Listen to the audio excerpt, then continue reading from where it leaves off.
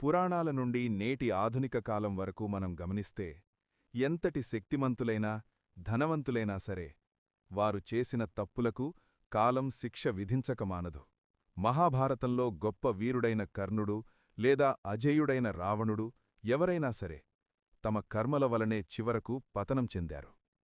అందుకే అంటారు, దైవం మనల్ని శిక్షించదు, మన కర్మలే మనల్ని శిక్షిస్తాయి అని.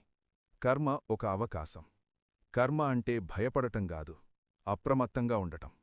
మనం ఇతరులకు సహాయం చేస్తే మనకు ఆపద వచ్చినప్పుడు ఎవరూ ఊహించని విధంగా సహాయం అందుతుంది. మనం నిజాయితీగా ఉంటే ఆ నిజాయితీ మనల్ని రక్షిస్తుంది. మనం నేడు వేసే విత్తనాలే రేపటి మన భవిష్యత్తు ఫలితాలు.